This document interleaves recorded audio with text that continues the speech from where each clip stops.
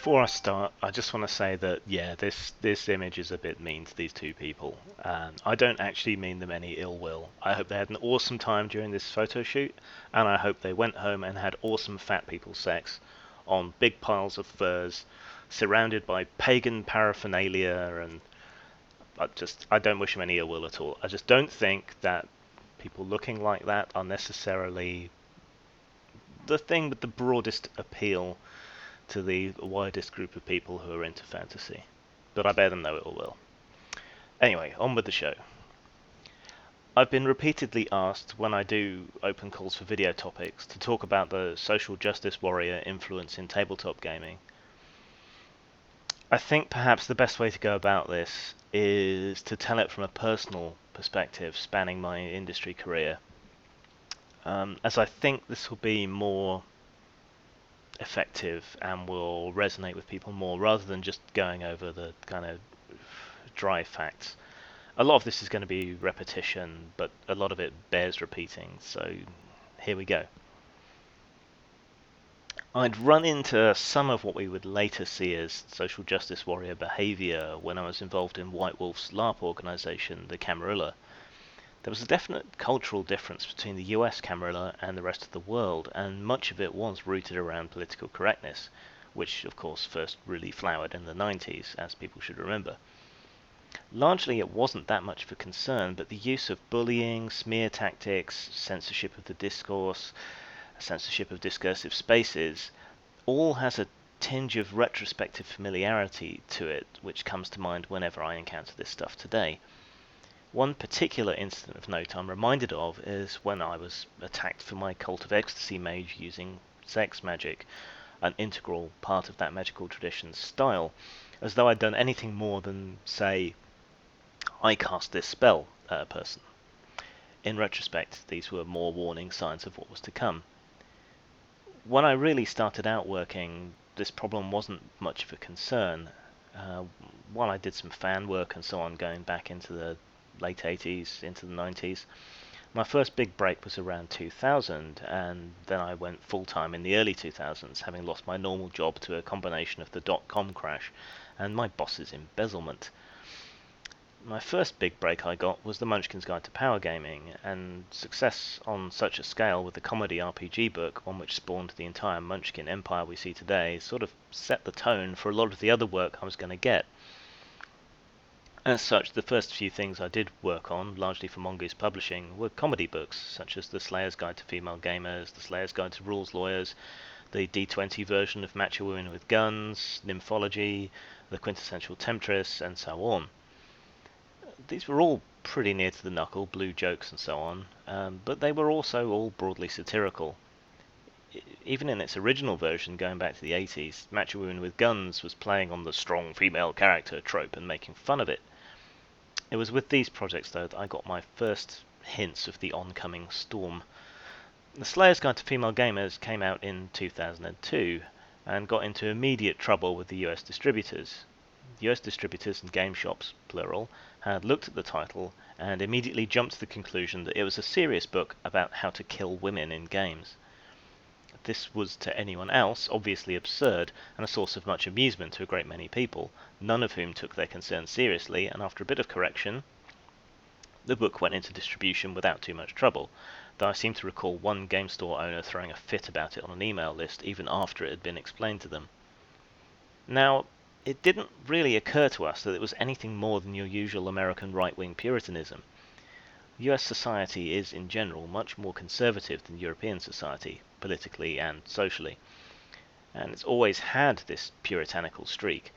We thought this was just the same sort of thing going on and not anything new, but looking back, I suspect that this was the first rumbling of the hyper-politically correct social justice warrior mindset kind of coming in. There were no real objections or worries at the time about any of these works. Most were obvious works of humour and satire.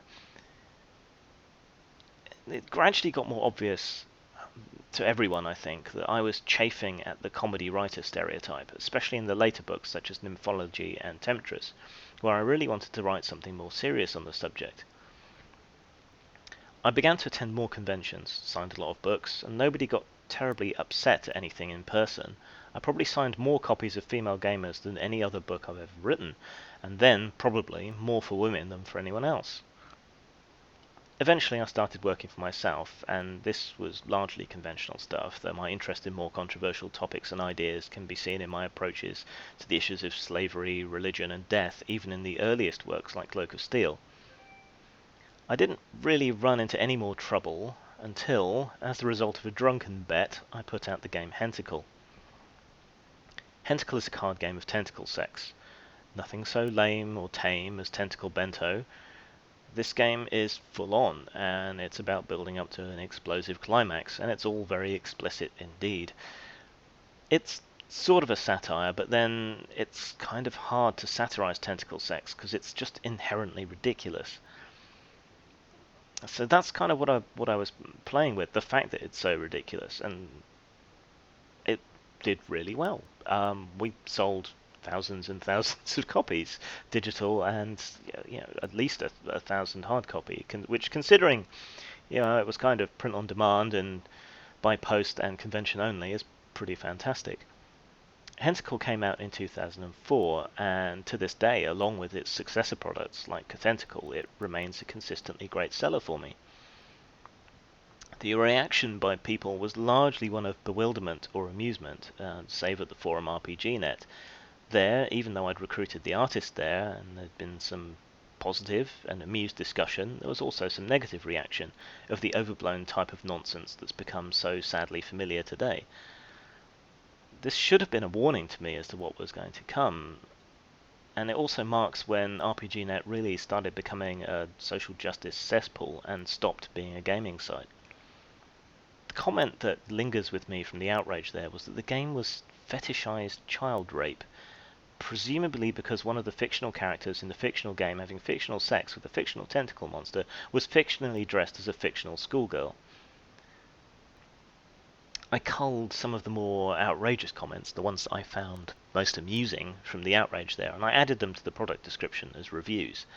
So this was also where I first encountered company-based censorship, as RPGNet took exception to me using these public comments from their forums as publicity and pressured RPG Now into making me remove them from the description. At the time, this seemed like an isolated incident, but looking back, you can see that it wasn't. I was later banned on my personal account from RPGNet for the crime of not liking the New World of Darkness gameline and explaining why. Years later, the Postmortem Studios company account would be banned for supposed sock puppeting, despite having been used for promotion and job calls in the interim. In that intervening period, trolls and something awful goons had been hired as moderators at RPGNet for God knows what reason, and the forum was now being run by SocJus, who already had a bad reputation in the MUD arena, and who were singularly unresponsive to complaints and appeals. In the end, I managed to track down a phone number for SocJus and called them via Skype to try and resolve the issue and find out what the hell was up with the moderation choices. This was something that whoever it was I ended up talking to found very amusing, hanging up on me repeatedly and laughing until I revealed that I'd been recording the conversation, at which point they stopped answering any calls. I never released the recording because it was pointless, but it was precisely the kind of laughing dismissal and refusal to even address the problems or acknowledge their existence that we're now all so used to. All of this is preamble, though. What really set things off was when in June of 2012, around the time of the Lara Croft rape scene scandal surrounding the reboot, I wrote an article called In Defense of Rape on my personal writing blog. What I had considered to be a rather non-controversial expression of creative solidarity and freedom, albeit with a Swiftian clickbait title, was apparently beyond the pale. People were falling over themselves to condemn me, to call me a rape apologist, as though fictional rape were real somehow and I was advocating for it. And it just continued to get worse and worse. There were petitions to have me fired or to tell companies I'd worked for not to employ me, attempts to boycott things I'd worked on. Truth be told, I'd mostly been working for myself for some time by that point, so this was largely ineffective. I got some new freelancing off the back of fuck you, and a lot of people who did sympathise with me bought more of my work for a while. There was quite a spike of sales on the short term. But it's also true that a lot of people who did sympathise with me and with that message were still scared off. It didn't matter that these accusations were untrue. What mattered was that there was a mob that was out for blood. Even worse was the fact that a lot of fellow creators joined in on this bandwagon, people who should have known better, even people that knew me personally. Authors, artists, and so on missed the point entirely, willfully I have to assume, and joined the hate mob. There were some cheap clicks and some good social capital to be made out of joining in. Censored and banned from that forum, of course, I had no effective means to defend myself against these charges, and so it went most other places. I got threats, I got endless abuse in email, I was trashed openly in forum discussions, I got threatened with rape and murder, similar threats were made to me, but about my wife. I don't take these kind of empty internet threats seriously, but the people believing all the horrible shit about me, I did take seriously.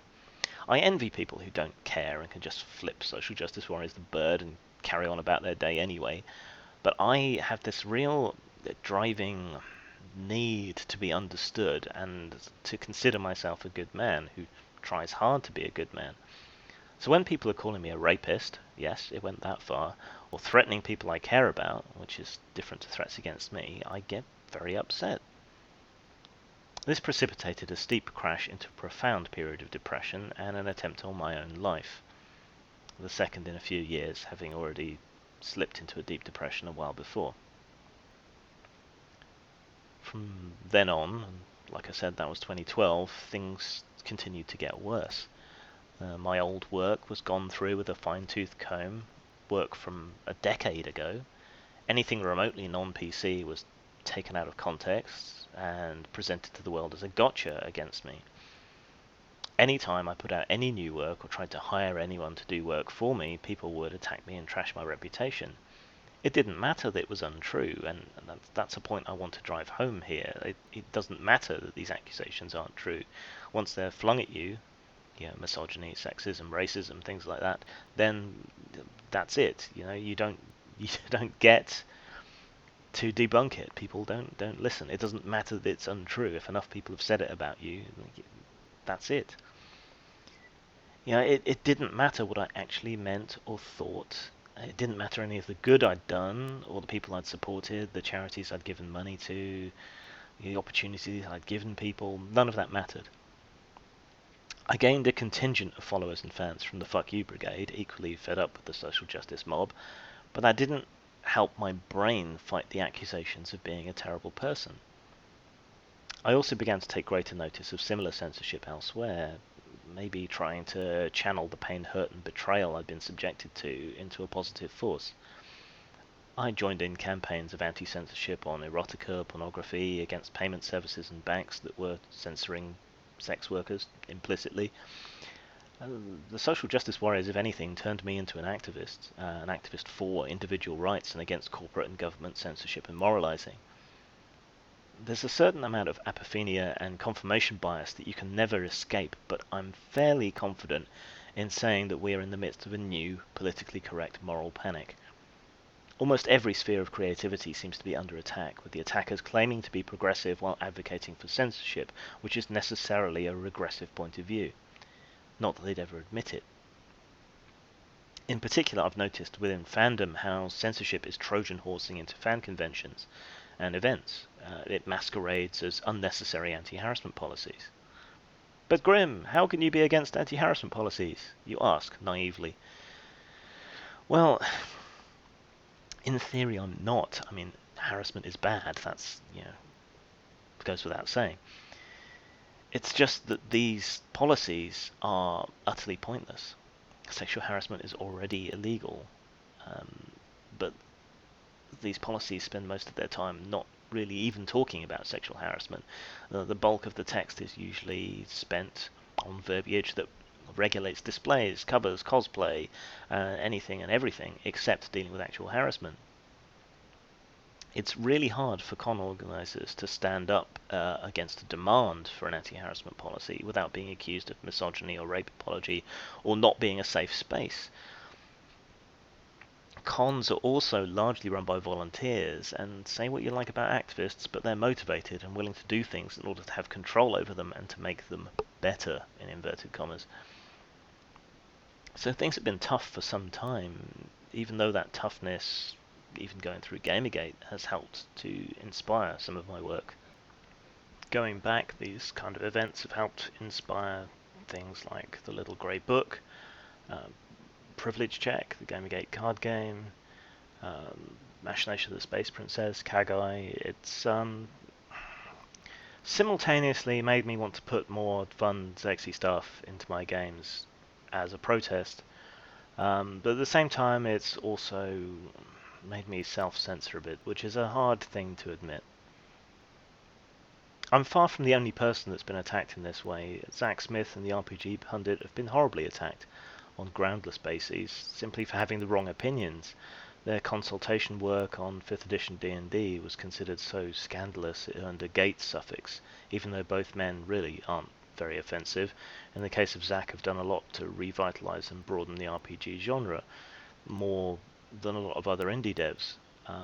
Here's a man who should be, in many ways, an idol of the social justice set, but because he holds wrong opinions, they turn on him. Even RPG industry darlings like Monty Cook have been attacked. And he was attacked over little more than the inclusion of a succubus-like creature in Numenera. Even companies like Paizo, who've made real huge efforts to be inclusive in their Pathfinder games, still come under attack. There's just no way to win, and you have to ask yourself, if there's no way to do it right, no way to please these people, why should you bother to please anyone but yourself and your existing audience? Every new product by anyone is examined carefully by the Inquisition, and even designers with progressive credentials aren't immune, though some particular darlings may occasionally get a free pass for no discernible reason. Gamergate gave me a lot of hope, because there really hasn't been enough resistance in any other nerd genre. We can see how difficult a time the sad puppies have had in science fiction fandom, despite having an excellent point and despite the dishonesty of their opponents. Sadly, the smear job against Gamergate has also been so effective that it's cost me more friendships and opportunities. Though some people are finally starting to come around to the fact that it was right all along. With more attacks on writers happening, even people like Chuck Wendig have been forced to somewhat revise their positions and concede that there may actually be a point to this anti-censorship thing after all. This is a culture war, and my particular area of interest, tabletop gaming, is a niche of a niche, but I think all these arenas are important, and I believe that regardless of political or other beliefs, surely creative people and consumers can agree that media should be ethical and that creators should be as unimpeded as possible in their creative endeavors. Apparently, in this day and age, these are radical and dangerous ideas, but to me that makes them all the more worth fighting for. And so I'm going to keep doing it, despite the cost. You can keep up with what I'm doing at postmortemstudios.wordpress.com, which also has links to everywhere that I sell my products. You can also keep up with me on Twitter at Grimachu, and if you would care to support my work, you can support me at Patreon, again at Grimachu. Anything you give there will be used to better future further projects. Thanks.